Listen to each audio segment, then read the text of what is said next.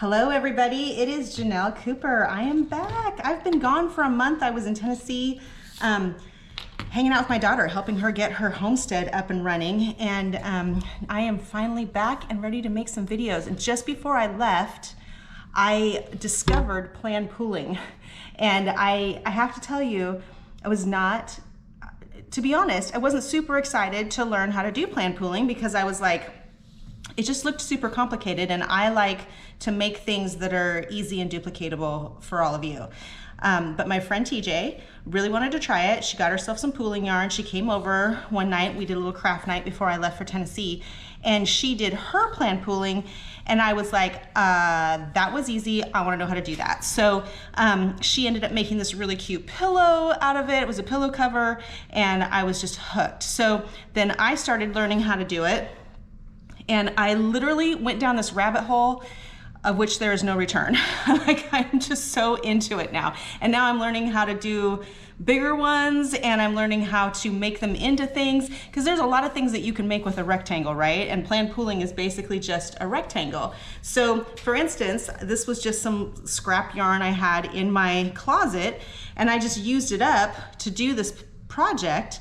And I was like, well, now what am I gonna do with it? Like, it's too wide to make it, sorry, there's like stuff all over it. It's too wide to make it a hat. It's like, I'm not sure how to connect it and make it look good on the ends, but one of the ladies on my Facebook group suggested that we make it into a market bag. And so the whole month I was in Tennessee, I was thinking of how I can make this into a super cute market bag, and I think I got it. So this is probably gonna be the next video. We're gonna take this little piece, once I teach you how to do plan pooling, we're gonna take this piece and we're gonna make it into something. And then probably there'll be another video after that, because this one, I love these. These are my favorite colors. So I think what I'm gonna do, this was me practicing. I think what I'm gonna do is I'm gonna take this apart, go get more of these, and I'm gonna make one of those really cute cocoon sweaters out of this, because that's just a rectangle, right? It's just a really big rectangle with like maybe a green or maybe this rust color. I love this rust color as the cuffs and the part around your neck, and it's just gonna be, oh, I'm so excited. So anyway, so this is a rabbit hole we're gonna go down. If you wanna go down it with me, it's been quite a journey. I actually finally found some cotton yarn that I could pool with, so I did make a little kitchen cloth, because you know, anybody who knows me knows that that's my favorite pastime, just making kitchen cloths for my own kitchen, and then I give them as gifts to people and everything. And so this was actually a double. I made it too wide, so it was actually supposed to be like this, and I did two of them and then went this way. But I only bought one skein because I wasn't sure if it would work, so that's as far as the skein went. So I just added more onto it to make it wide enough. So I was really excited how that turned out too. So we're gonna talk about this video is going to teach you how to make how to do plan pooling, how to do it perfectly every time, and how to do it so easily without all the complicated talk, right? So all the videos that I've been watching, all of the blogs I've been reading, it's almost like I love them for what they did, because I learned from them. And I'm actually gonna link some of my favorites in the description so that you can find them.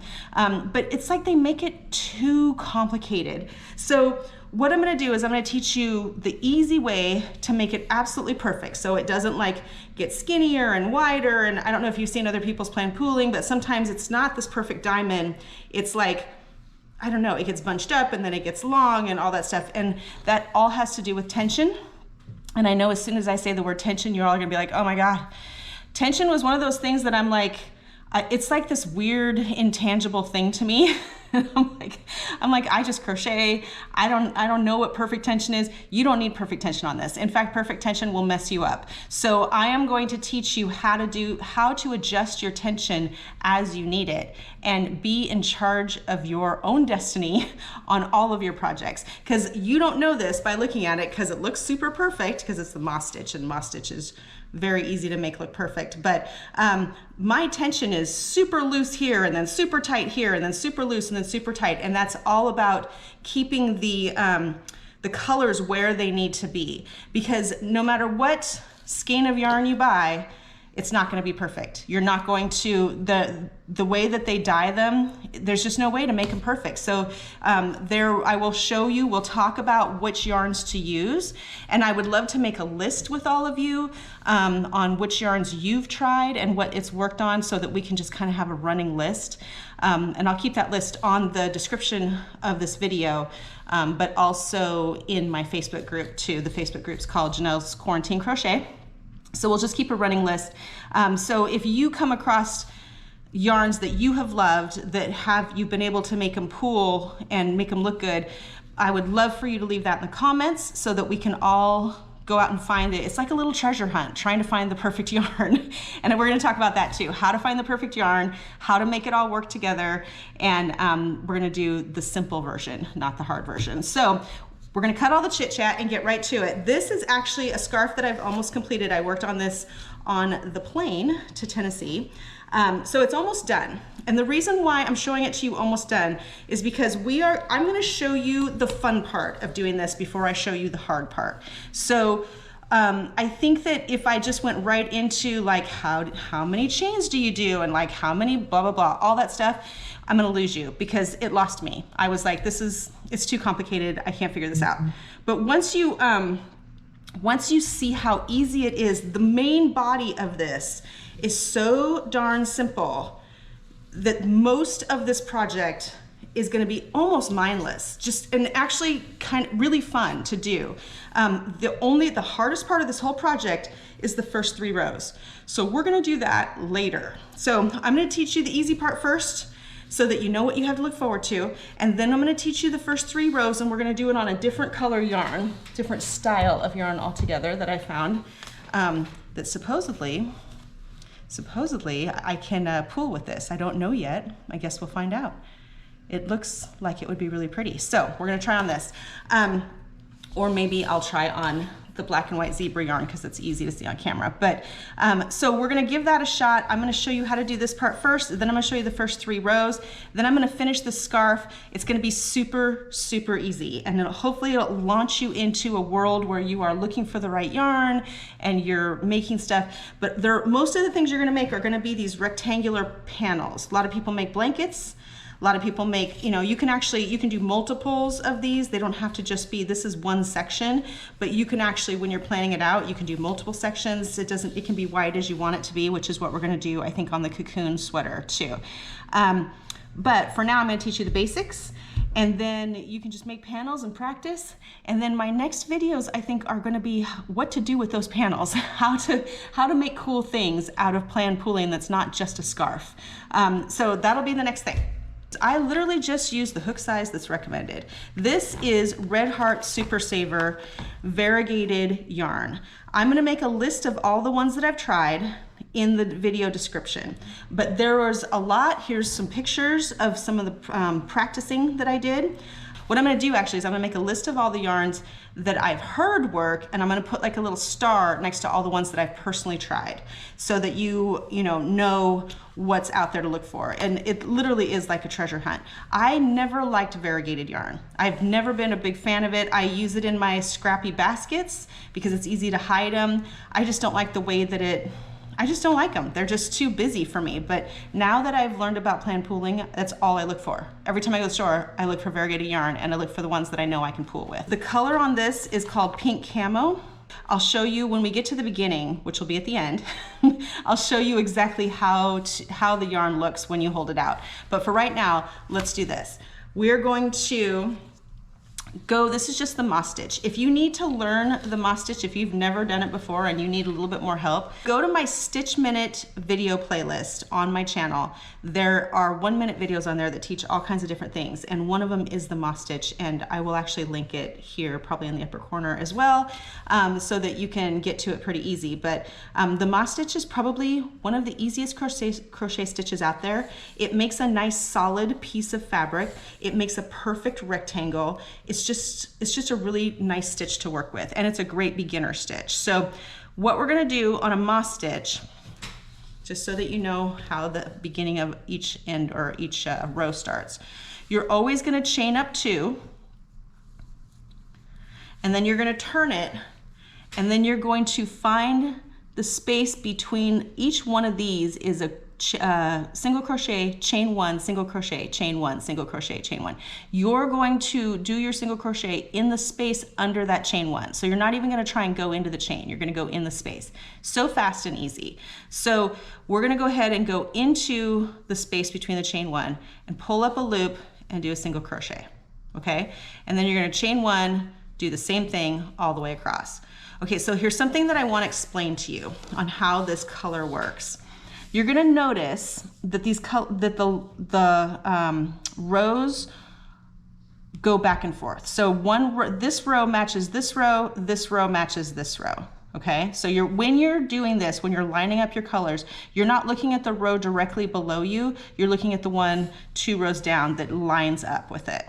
Okay, so, and what you always want to do is you want to change your tension so that the color always comes in the space before. So whatever color you're changing to goes here. So that just kind of happened naturally because I had it set up, but let's do just go across and do some regular, see what happens. This is the easiest stitch in the world. It goes so fast.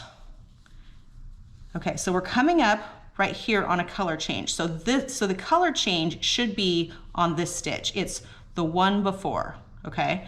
So you can kind of take a look ahead and see that it looks like maybe I'm a little bit too tight on my thing. So let's see how it's going to turn out.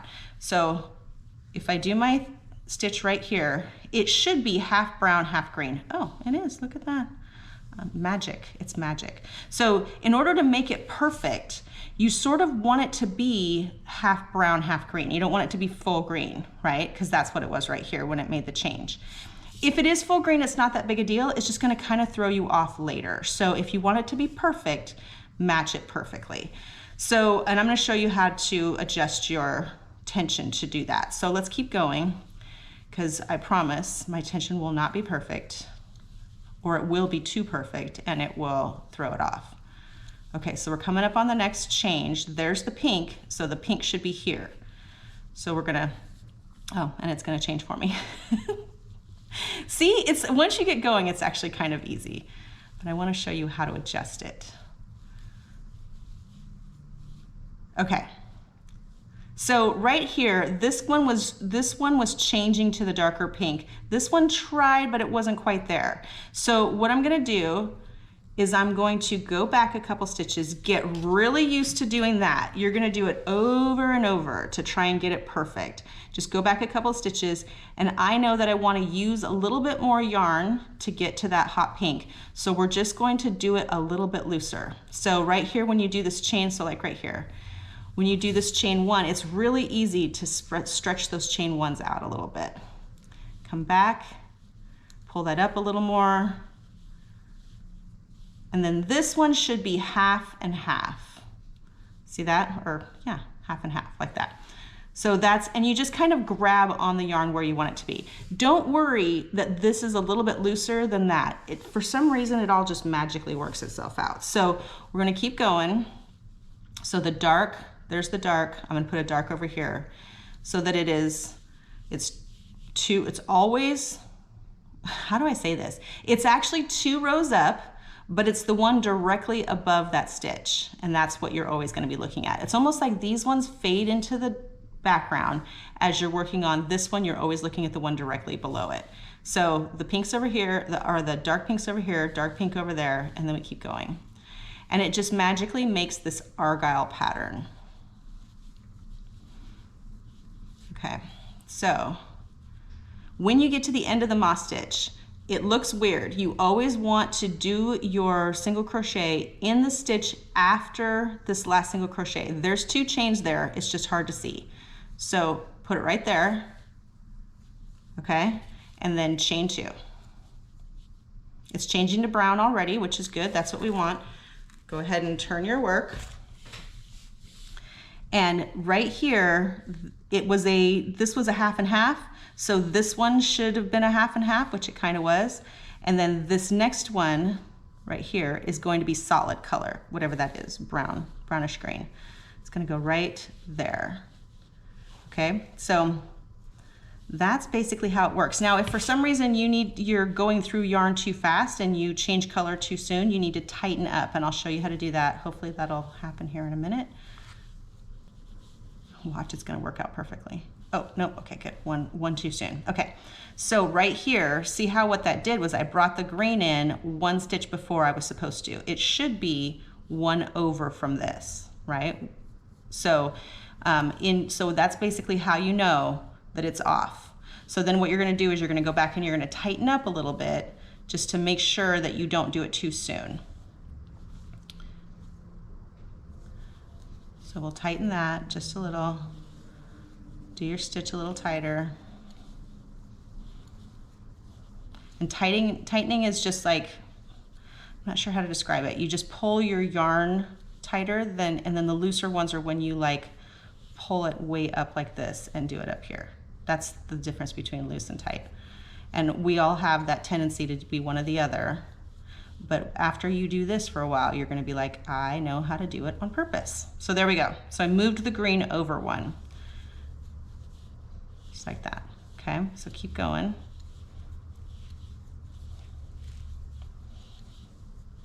I'm waiting for it to be just completely off so I can show you, because it happens. Oh, there we go. Okay, nope, that's gonna be right. So the pink is gonna go right there, 1 before this one. So you probably kind of see what's going on here, the pattern of it. This is the easy and fun part. This is where you see it all come together, and you get so wrapped up into the single stitch at a time, making sure that they all line up, that they do that diagonal thing right there, that you don't realize the masterpiece that you're making. And you look back and go, that's just pure sorcery to me. That's just amazing that that happens. There's lots of other things that we can do with planned pooling, and you can do stripes, and you can do, I've seen people do stripes and then do the Argyle for a while and then go back to stripes. It's super fun. If you guys are interested in that, we will do that. We'll do some videos, and just leave me a comment. Let me know if that's something that you want to learn, because there's lots of different things you can do. But we're just starting off with the basic Argyle right now.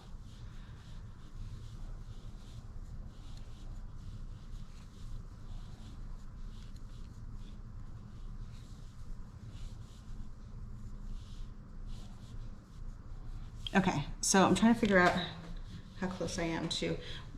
Basically all I did on this was I ended it and then I added fringe to it in not this yarn, but yarn that kind of matched it, just like that, right? So I just went and found some yarn that kind of goes with it, made some long fringe because I think it looks very 70s the way this pattern is, and I like the long fringe, kind of hippie looking on there. So what I'm going to do is I'm going to bring this green to a point, because on this one the brown came to a point, so I think I'll like finish it right there, and then I'll show you how to make the fringe real quick, and then let's talk about how to get it started. So it's almost like eating dessert first, isn't it? So we're gonna go ahead and flip this. I'm gonna do like one more row, I think, so you can see it. Did I do my chain too? I did chain. I can't remember. So one thing too is if you ever want to adjust and you find yourself way off and you're like, oh my gosh, I really need to tighten this up, you can chain 1 here instead of chain 2. There's no rule that says it has to be a chain 2. You just have to be able to see where to put that last single crochet. And if you know it's always after this, you can find the hole, right? Chain 2 just makes a nicer hole and a straighter edge, but you can, chain 1 is fine. I've chained 1 and chained 2 like half and half through this whole thing, and it's pretty solid and pretty straight. So it doesn't, there's no hard and fast rule that you have to follow on this. So we're gonna go ahead and do this last row. So right there, it should have been changing. Nope, I got some brown still to go. The brown always throws me because it looks like it's a mixture of brown and green. So on this next one, it should be half brown, half green.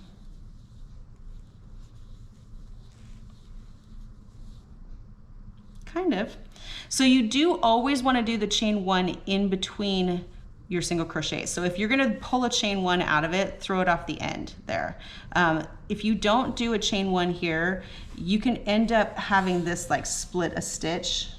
I think I did one recently and just kind of made it work. It just makes it harder to make it a nice straight line in between those stitches. So try to always keep your chain 1 in there. Sometimes it's hard to remember when you have to go back that there's always a chain 1 between those 2 single crochets. Okay, so continuing on. Regular green there.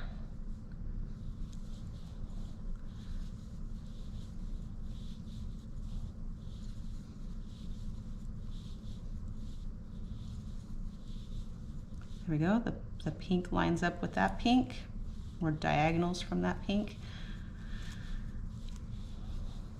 That should be half and half. That was a little more half and half than I thought it was going to be, but that's okay, we're on the last row.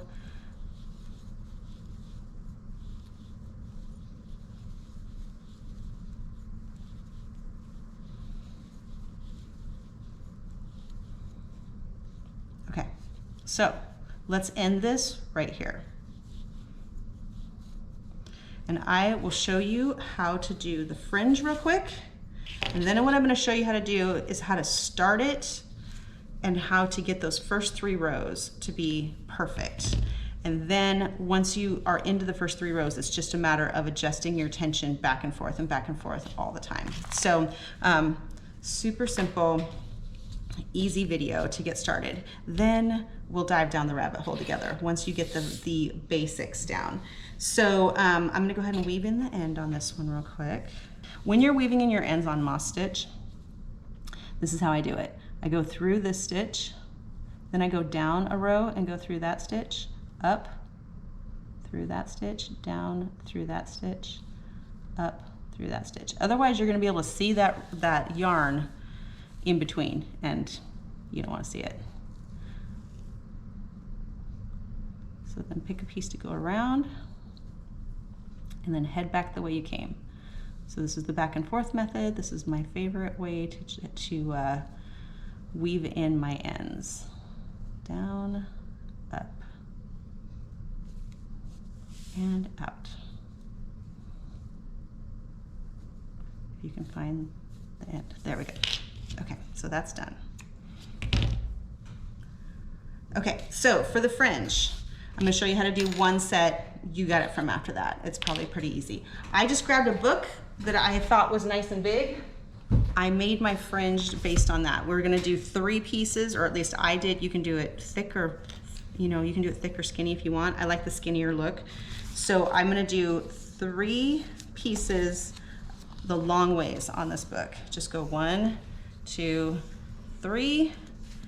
Come back over here. You can actually do all of your pieces at once if you want to, like whatever it is, 20, I think it ended up to be like 42 pieces or something like that, but cut it right there, cut it there, and then you can take your 3 pieces, pick the spot, the gap in between the stitch and the side, or the stitch and the inside. I don't think I did the end. I did the end on that one. I did the end on that one. Okay, so pick this little space right here, pull your 3 through,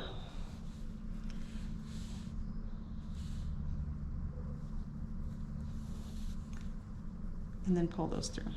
I was just making sure that the wrap faces each other so that they match. So that's how you do those. Just do them all the way across, and I just did them in the gaps in between the single crochets. So those will be done. I'll show you this, a picture of this finished at the end of the video. Okay, so now let's talk about how to start. So starting one of these is the hard part. I'm not even gonna kid you. Let's talk about the yarn first. So when you go to the store and you pick a yarn, what you're trying to pick, first of all, you want to use the hook that it asks you to use. So this one asked for a 4.5 millimeter hook. I've never used this yarn before to pool, so this is going to be basically like what you're going through when you're first trying to do it. So it asked for 4.5. Let's find a 4.5 hook. Okay, I'm back. A 5 millimeter hook is an H, and a 4.5 is somewhere between a G and an H, because some G's say it's a 4, some G's say it's a 4.25, so I just kind of split the difference. Honestly, it doesn't really matter. Just get as close as you can to it. If you do a bigger hook, you're probably going to do a lot more adjusting. You're adjusting through this whole thing, so it doesn't really matter. Just don't do a huge one or a tiny one. So what you're looking for on your yarn is yarn that repeats and is long enough that you can get like 2 or 3 stitches out of a color change, right? If you're only getting 1 stitch out of a color change, I mean, yeah, you could probably still do it, but it's just going to make it a little bit more difficult.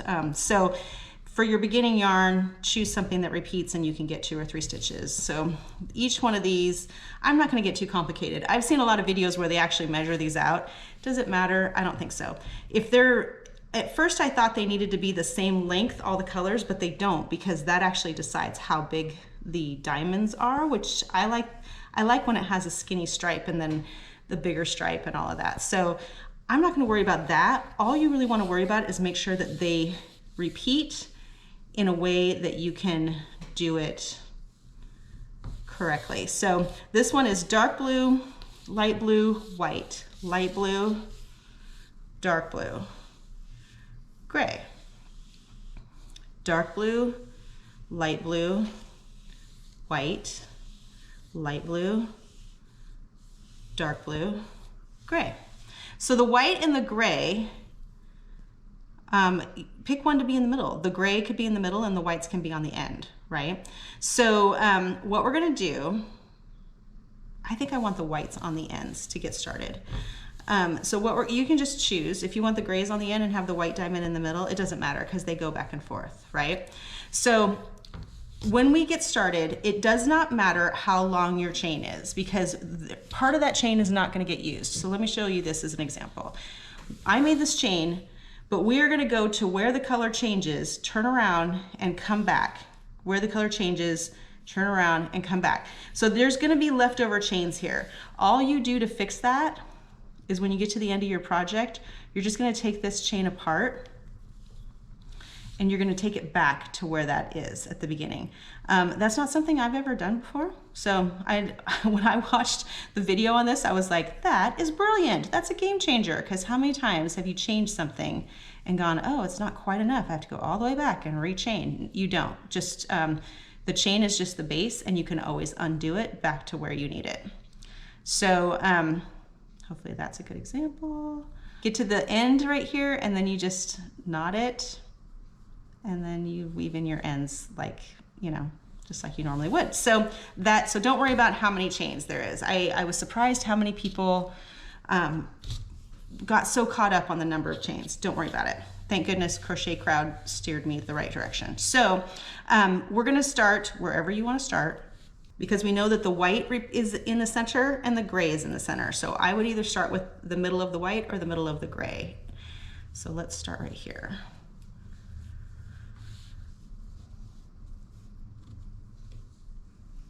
So you're going to chain past this white until you get to the white on the other side.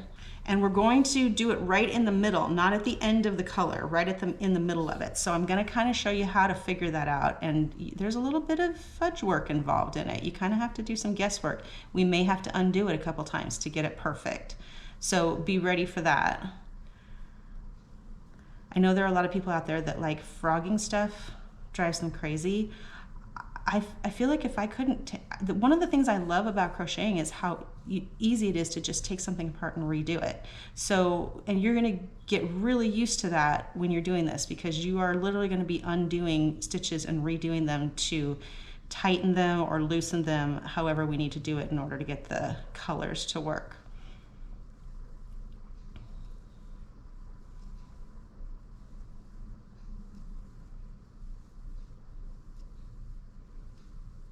Okay, there's the center, that's the gray right there. And then we're gonna go back to the blue.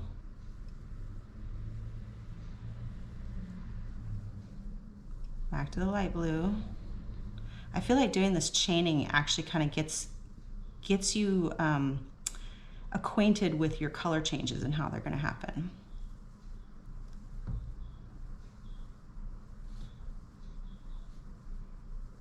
And then back to the white. Okay, so I'm gonna go a little further in the white here. These are the color changes you're working with this particular yarn. Yarn Bee is a Hobby Lobby brand, and I was very excited to find this at Hobby Lobby because it's just softer than the Red Heart yarn. So I'm not an affiliate of Hobby Lobby, so or yet anyway. So when I am, maybe I will go back and link these things. But for now, this is called Soft Secret, Yarn Bee Soft Secret Ombre in the Blueberry Hill. And I think all of the ombres work. Okay, so this is not how long it's gonna be. It's gonna end up to be like this long probably. And this is basically just a representation of the colors you're working with. It's not, this is not the starting line. It's just to get you going. So don't pay attention to this the first row is the row that's gonna set it up. So what I do is I go about halfway through the color. So I will chain until the color ends, right? Find out how many chains there are. 1, 2, 3, 4, 5, 6, 7. So I'm probably gonna go 1, 2, 3. This will be the chain up and then establish it from there. Maybe 1, 2, chain 2. Yeah, I think that's what I'm gonna do. So basically the reason why is because we're starting with white and we're ending with white, and that's the whole color. You could do this, and what that's gonna do is instead of doing a full Argyle, it's gonna do like a zigzag back and forth. We can talk about that on another video. That's another technique that you can do. You can stack them and it'll make a just stripe pattern that goes straight up. That's another thing that you can do too. That's really fun. We'll do that on another video. But for right now, our goal is to just get it set up so that it starts with white and it ends with white, okay? That's just because of the way this color scheme works. That's not how these color schemes work. These are a little bit more, let me pick one that is actually easy to look at here. So on these ones, the color starts with brown, goes green, pink, dark pink, and then back to brown. Green, pink, dark pink, and then back to brown. So there's no like, in this one, it's white, light blue, dark blue, gray, dark blue, light blue, white, light blue, dark blue, gray, right? And at first that intimidated me because I was like, okay, it's not just a repeating pattern, but it is. So if you just think of it as this is the repeat right here, and you're basically doing a double, if that makes sense. So hopefully that does, because I'm not sure how else to explain it. But what I'm gonna do is I am essentially gonna do halfway through this white space right here, and we're gonna start it halfway through. So I'm gonna pull back a little to about halfway. Let's just do 3. And then I'm gonna do my single crochet. Let's do 4. I'm gonna do, this is the chain up 2. I'm gonna do my single crochet right here. So go right into that stitch, single crochet, chain 1, skip a chain, go into the next stitch, single crochet. We're gonna do that until we get to the middle of the other white on the other side, on the top row. We're no longer paying attention to this row. We don't care about this because that's just the starting line basically. This is the row that matters. So skip 1, single crochet.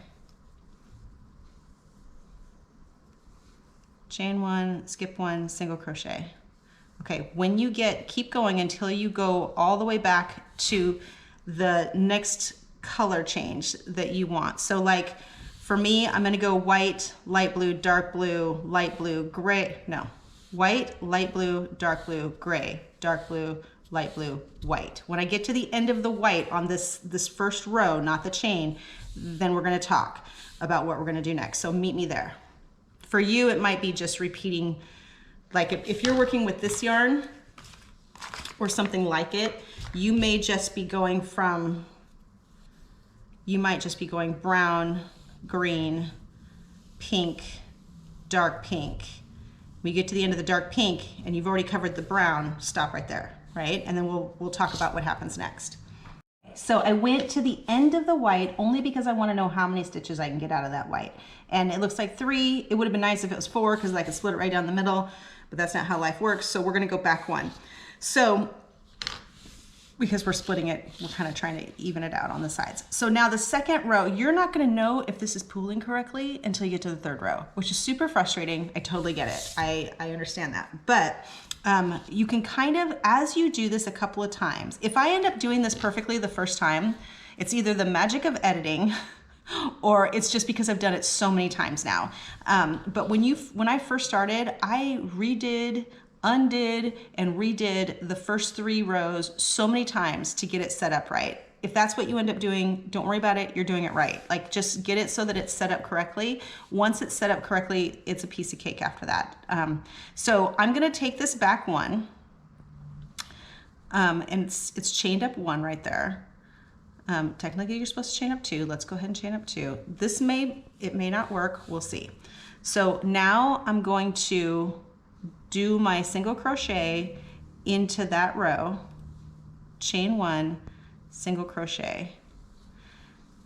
So when we do this, we want it to be offset by 1 stitch.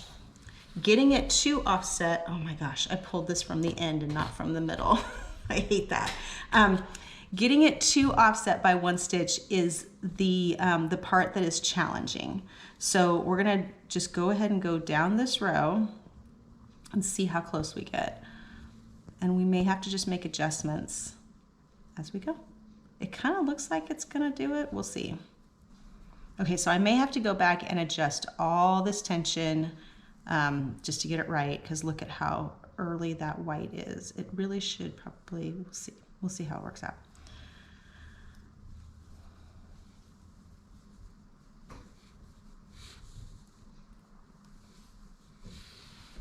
Because remember, we actually aren't trying to match it up to the one directly below it. We're trying to match it up to the 1, 2 below it. And we don't have a 2 below it yet to work with. So that's what we're gonna get on this next row.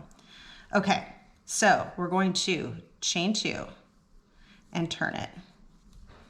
And this is where we'll find out if it's pooling. So see where that is like blue and white together right there? That's what should be in this stitch. And this, I'm too far into the blue. So I'm gonna go in and I'm gonna tighten up my stitches to make that happen. So we'll just go back a ways. The first couple of rows is a lot of adjusting. So we're gonna tighten these so that I'm not traveling across the yarn quite as fast.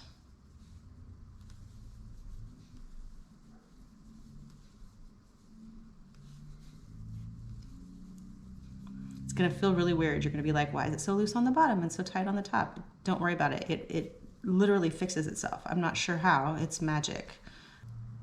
Okay, on that end one, make sure you're not splitting the stitch, but going on the other end of that single crochet. It might be kind of hard to see on camera because it's white, but the single crochet is right there. You're going to the very end where that chain 2 is and doing your single crochet right there. Okay, chain 1.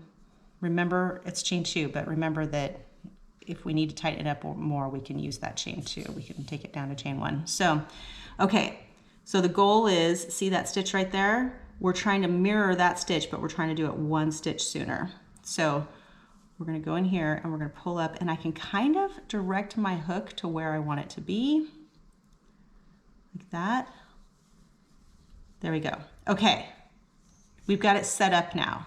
So from now on, you're still gonna have to adjust for the first couple of rows, probably a lot, because that first row was completely, who knows what I did, right? Because I didn't have a gauge to go off of.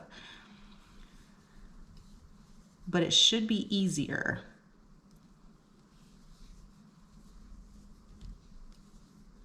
So when is the next color change? It is not until we get to, it's actually like right there where it starts to change from light blue to dark blue. So kind of keep an eye on that. It should be right there. See, there's a lot. I don't know, man. I'm probably gonna have to loosen up a lot right there to make that happen. And that's how the first 2 rows always are, or first 3 rows, I guess. So we're gonna loosen up a lot so that we travel across that yarn faster.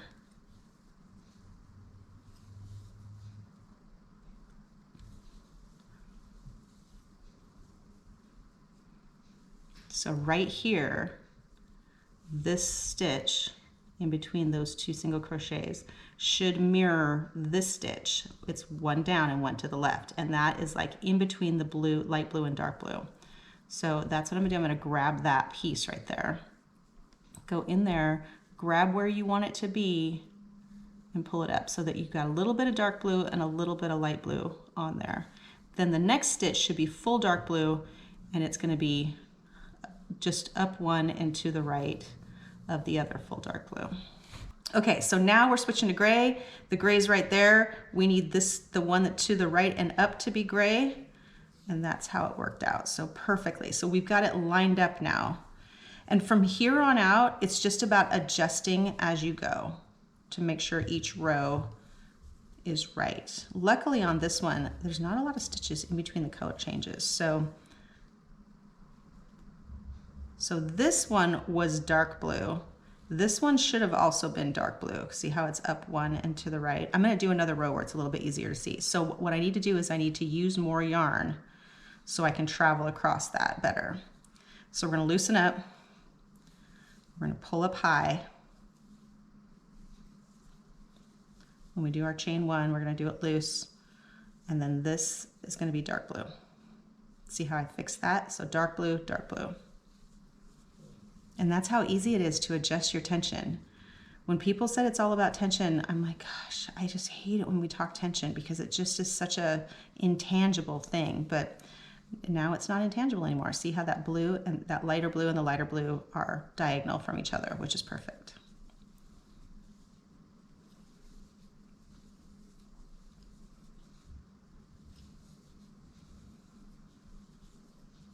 I love that the light blue is so long. I'm really curious to see how this is how the Argyle is gonna work out on this. Okay, so we're switching to white, and we did it right on time, so perfect. See the white over here, and you're one to the right and up.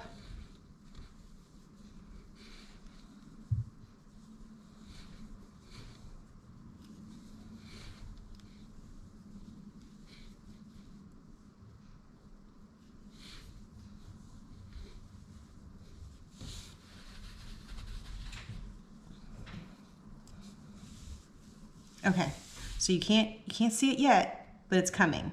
So I'm gonna do a couple more rows so you can see what this looks like, because you've got to be as curious as I am about how good this is gonna look, because what pretty colors. But so that first one should be full on light blue right there, and it is. Okay.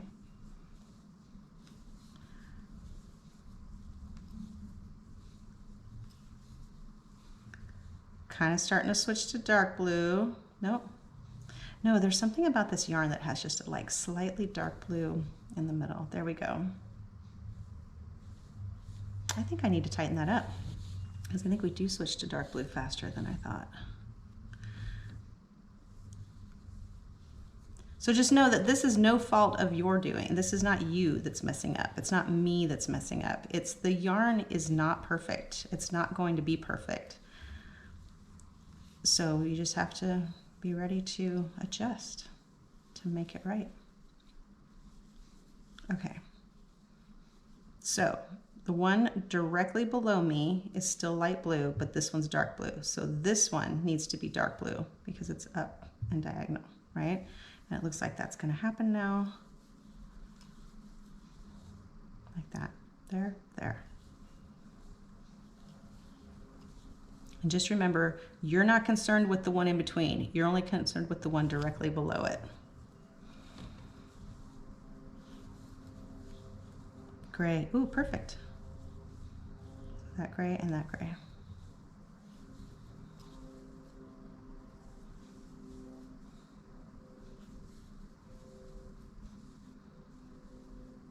Yep, dark blue's right there. So this one should be dark blue. Okay, hopefully that makes sense to you guys and you get it. So I'm gonna fast forward. I'm gonna do this really quickly for a while and then I'm gonna show you what it looks like after you've done it for a while. It's just kind of magical how you're so focused on these individual stitches and then you look back and go, oh my gosh, it's like a miracle just happened. Okay, let's do a little magic. Look at that.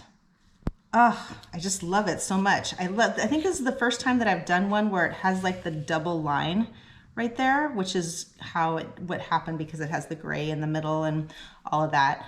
Oh my gosh, I just love it so much. Now I'm trying to figure out what I'm gonna make with this. So this yarn is so much softer than the Super Saver yarn. So I would actually say that this one is easier to work with. This one is a lot like Caron Simply Soft. It's probably the equivalent of Caron Simply Soft in that it's super soft and just gives a really nice texture, but it also splits more easily than, say, this yarn. So just kind of keep that in mind. I went back and forth as I was doing this, and I was like, maybe I want to do this in my cocoon sweater, but actually I think I'm still going to do this in the cocoon sweater, and I think I'm going to do this as a poncho, like a old-fashioned 2 rectangle poncho. And in order to do that, I'm gonna need to do double wide because obviously this is too skinny for a poncho. So I'm gonna take this apart. I know it's beautiful. You don't wanna take it apart, but I'm gonna take it apart. I'm gonna do double wide, and then we're gonna do a poncho with this one, I think. So there'll be a video for this. There'll be a video for the cocoon sweater for this. I'm gonna have to go find more of this yarn. And then I'm going to do, probably the next video is gonna be this one, me turning this into a market bag. So lots of videos coming up, and they're all gonna be planned pooling. So if you don't like planned pooling and you wanna ignore me or you wanna do something else, just go back to some of my older videos because this is the beginning of this rabbit hole for me. So here's what we can do as a community together. I want to start compiling a list of all the different yarns that we can find that you can color pool with. So as you're going down the rabbit hole like I did, and you're searching out all these different yarns, when you find the ones that work, do a little swatch like this, take a picture of it, and you can either post that picture along with the name, the brand, and the color and all that stuff on my Facebook group. There's probably going to be a post somewhere, just look for the post. And maybe I'll even pin it to the top so that you can find it easy. But the Facebook group is called Ginell's Quarantine Crochet. It's open to the public, so you can just join it. You don't have to like wait for me to approve you or anything. And then you can come in and you can post a picture of this, like a swatch and the name on there. And we'll just kind of keep a running total. Then on the video itself, in the description, I'm gonna list as many of them as I know of that do that. And I'm gonna put a little star next to the ones that I personally have done. Because there's a lot of them out there on the internet where other people have done them. So I'm gonna put them out there for you, but I haven't personally done them. But in a description on a video, that you only have so much space. So at some point I'm gonna run out of space for these lines, hopefully, because hopefully there's that many yarns out there. So just keep commenting. If you don't want to join the Facebook group, go ahead and just leave a comment on the video of the name of the yarn. So Yarn B, Soft Secret, Ombre, and then the color, Blueberry Hill. Whatever yarn you find out there that you can do it with. And then we will just have that there in the comments, in the description, or in the comments of the video for other people to find. And I'll try to keep that list going on the Facebook group as well, so we can all help each other. Because there is a way that you can find out if the yarn works when you're in the store, but it's not particularly ethical because I was able to do it pretty easily with the cotton yarn. I hesitate to even tell you because I don't want people out there doing what I did, but I did it with the cotton yarn because it was easy to put it back together. But basically all I did was I slipped the sleeve off, pulled out because it always starts on, there's always a starter on the side, right? Pulled out the side and I undid that long enough to see if it actually does repeat itself. But then I very carefully put it back together so that if I'm not gonna buy it, then I definitely don't wanna mess it up for somebody else, right? So I very carefully put it back together the way it was before. It's harder to do with these than it is to do with the cotton yarn. But so do that, and then you can put the sleeve back on it as if you were never there, right? So that's the only respectable way to do it. If you guys are out there taking these apart and then leaving them apart, it's not a very nice way to, kind of theft, right? Because sometimes they can't sell that stuff. So, so just be respectful of the people who are selling it. Make sure it goes back the way you found it, if you choose to do that. But I would like to make a very comprehensive list for everybody so that you don't have to do that. You can just see it and go, that's the one I want. Some of the yarns on this list might be outdated. You might not be able to find them anymore. So that's kind of what makes it a treasure hunt, because I'm still getting to know them too. So anyway, be sure to like and subscribe if this is something that you are into, and be sure to leave comments, and come join us on my Facebook group at Ginell's Quarantine Crochet. And here is a picture of how my scarf turned out, and then if you make it all the way to the end screen, you'll see a picture of me wearing it, so you can see how long it is. It's really long. Anyway, thanks for joining me, and looking forward to the next one. In fact, I might even record it today. I'm that excited.